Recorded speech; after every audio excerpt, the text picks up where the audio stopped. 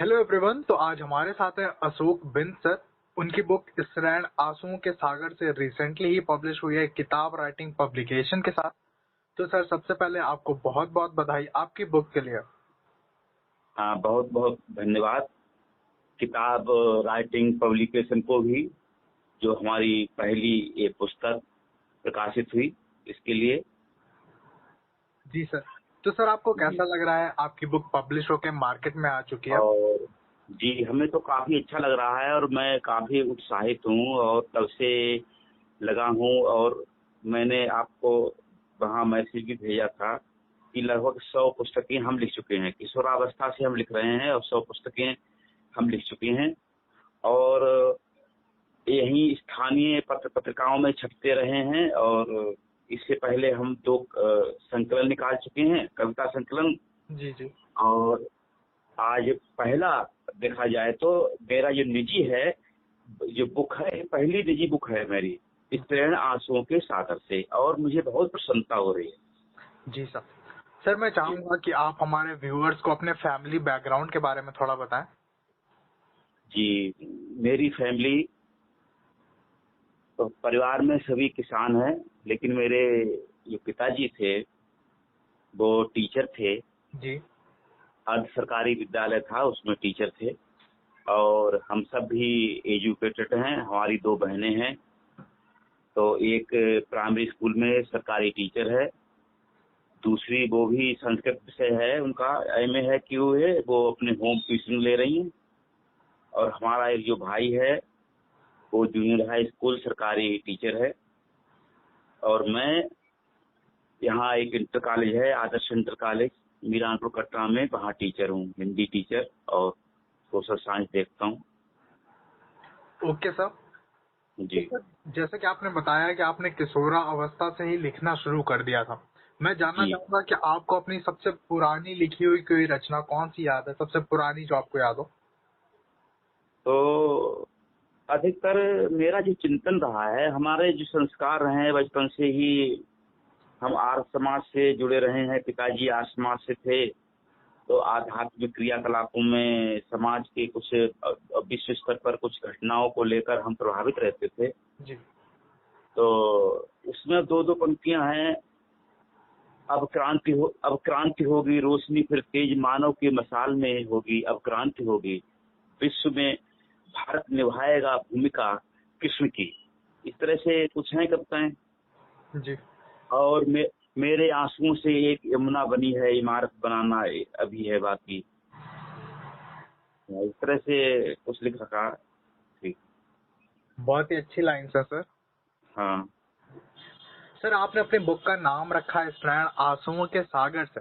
ये नाम रखने के पीछे, ये टाइटल रखने के पीछे कोई खास वजह?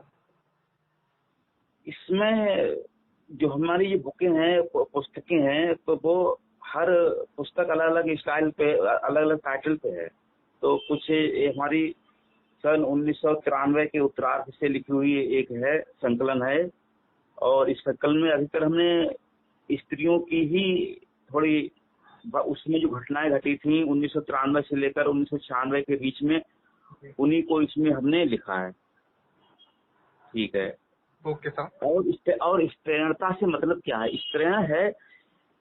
स्त्रीण एक बहुत अच्छा गुण है। जी। मानवता, दया, सेवा, करुणा, ये सब स्त्रीण गुण है। और हमारे गुरुजी कहते थे, जब किसी पुरुष में स्त्रीण गुण आ जाते हैं तो वो गौतम बुद्ध बन जाता है, महावीर बन जाता है।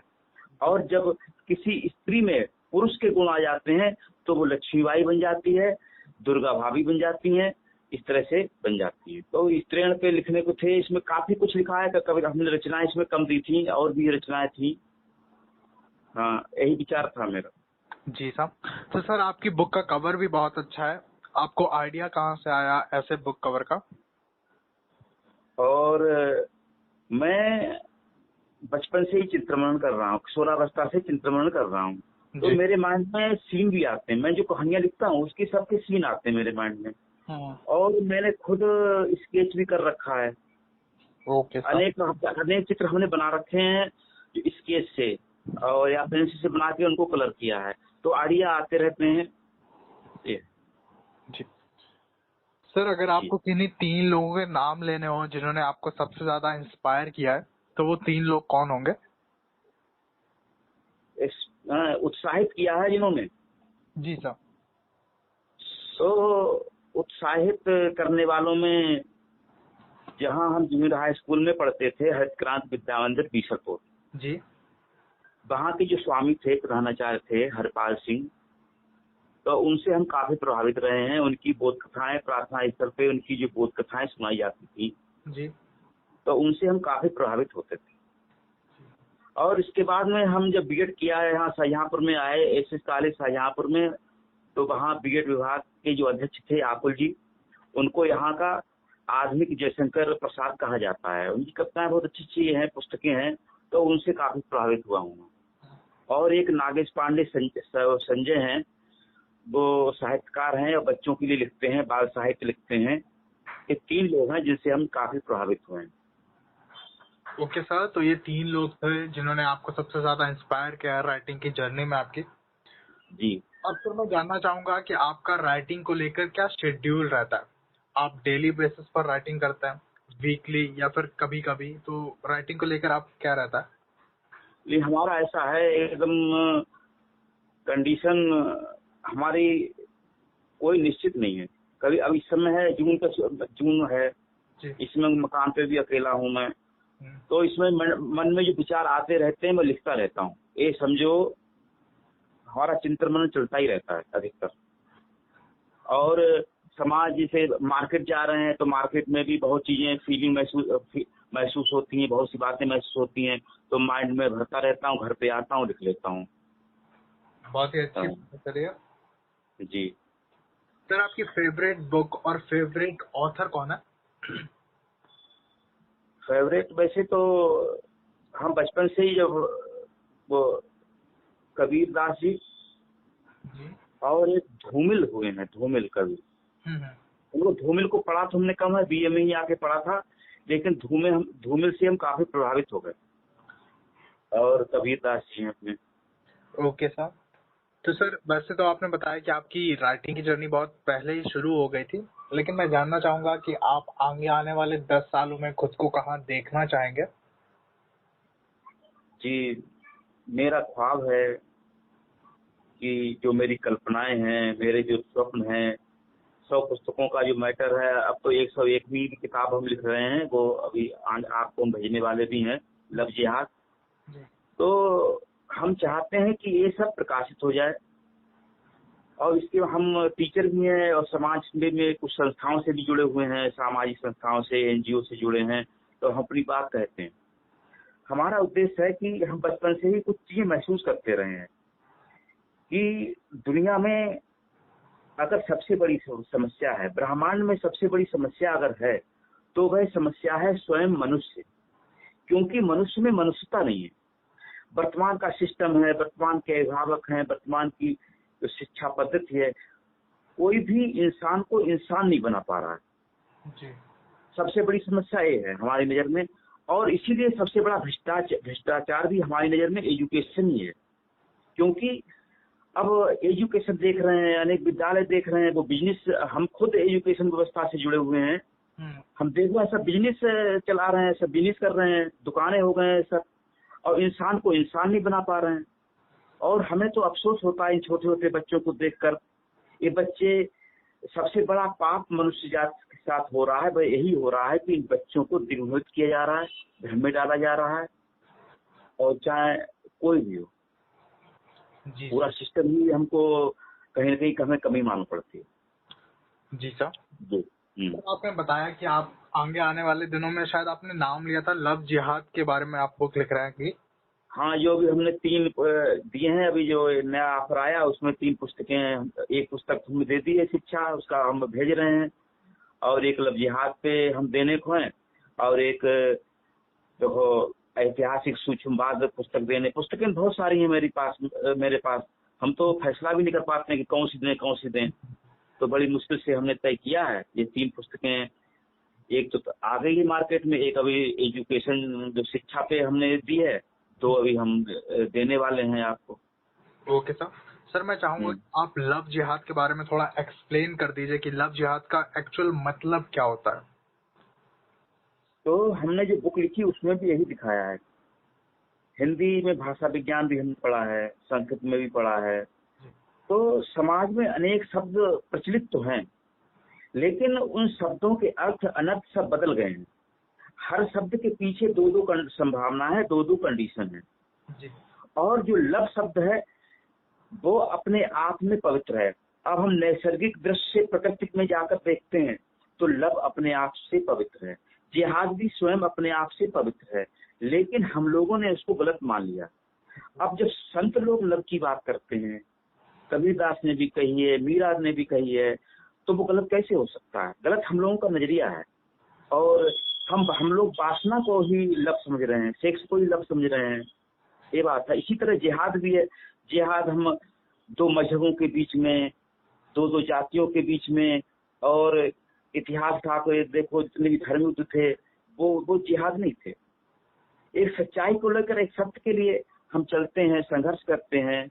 और वो संघर्ष अहिंसक भी हो सकता है, हिंसक भी हो सकता है। ऐसे महाभारत का जो युद्ध है, महाभारत का युद्ध भी हम जिहाद मानते हैं। जी। मेरे अपने ये विचार है। जी सर। जी।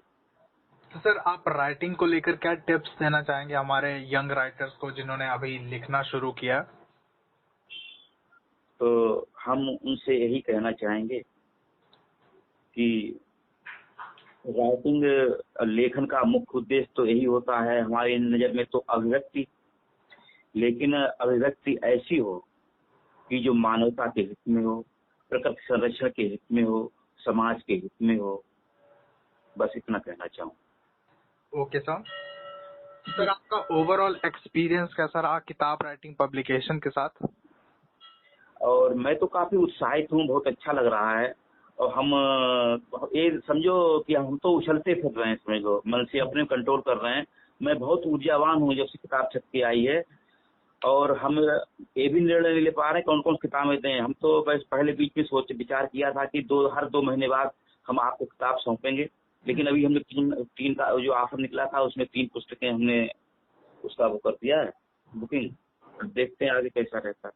वैसे कुल मिला के हमको अच्छा लगता है, और ये ईश्वर की कृपा है। आपसे संपर्क हमारा बाद में हुआ है, और मैं कुछ योगिक क्रियाएं भी करता हूँ, तो मेरे अंदर ही अंदर आभास हो गया था। हमें आभास हो गया था कि मुंबई में कोई है जो हमको बुला रहा है, पुकार रहा है और कह रहा है कि अपनी रचनाएं हमें दो, हम आपकी प्रकाशित करेंगे। कुछ ही दिनों बाद हमारे एक मित्र है निशान दास पार्थ, उनका फोन आया और उन्होंने कहा कि आप वहीं मुंबई में किताब राइटिंग पब्लिकेशन पे आप संपर्क कीजिए। तो मैंने संपर्क किया तो सब ओके हो गया। अब भी बहुत चीजें महसूस करता हूँ, जैसे अभी शिक्षा जो हमने पुस्तक दी है प्रकाशन के लिए, तो मैं अनिर्णय में था कि कौन सी किताब दूं। तो मेरे अंदर से ही आवाज आई कि ये शिक्षा को दो पहले, जो शिक्षा जगत से जुड़े हुए हैं, पूरा जीवन ही शिक्षा जगत से हो गया है, पहले विद्यार्थी के रूप में, अब शिक्षक के रूप में। तो इस तरह से है, कुछ चीजें अंदर से भी फीलिंग होती हैं। और इस पर भी ये किताब मेरी आने वाली है, जो चौथी किताब देंगे वो इसी पर ही देंगे, फीलिंग पे ही। अंदर से जो हमें ज्योत प्लस इस ज्योतिष, अंदर आत्मा का जो प्रकाश है 360 अंश चारों ओर फैलता है। तो जब हम उससे जुड़ जाते हैं तो क्या क्या चमत्कार होते हैं, उस पर हम आगे चल के हम पुस्तक देंगे, वो आप प्रकाशित करवाएंगे। ठीक जी बिल्कुल सर, हमें इंतजार रहेगा आपकी आगे आने वाली किताबों का। हाँ। तो सर आपके पास कोई सजेशन हो हमारे लिए, कोई चीज हो जो आप कहना चाहते हो कि जिसे हम अपने पब्लिकेशन में इम्प्रूव कर सकते हो, या कोई सर्विस हम अपने पब्लिकेशन में बता सकते हो? मैं ये कहना चाहूंगा, जैसे हम ही हैं, हम किशोरावस्था से लिख रहे हैं, 100 पुस्तकें हो गई, लेकिन हमको कोई अभी तक हमें अपने मन के हिसाब से कोई प्रकाशक नहीं मिला था। यार मिला था हमको इस्तेमाल करने वाला मिला था, या फिर इतने महंगे थे। तो आप जो जिस रास्ते पे हो उस रास्ते को बनाए रखिएगा। और हम जैसे लोग हैं जो सामान्य लेखक हैं, और अपने समाज में प्रतिभाओं की कमी नहीं है जी, लेकिन उनको उभारने वालों की कमी है जी सर। और आपका जो रास्ता है हमारी नजर में अभी तो अच्छा है, और उसी तरह से आगे चलते रहिए, और मालिक से भी हम यही कृपा करते हैं आप और अच्छा इसी तरह और भी अच्छा करें, इससे ऐसे अच्छा कर रहे हैं आप और भी अच्छा करें। जी बिल्कुल सर, हम याद रखेंगे आपकी बातों का। जी जी, तो सर एक बार फिर से आपको बहुत बहुत बधाई आपकी बुक के लिए। जी, धन्यवाद आपको भी। Thank you so much sir.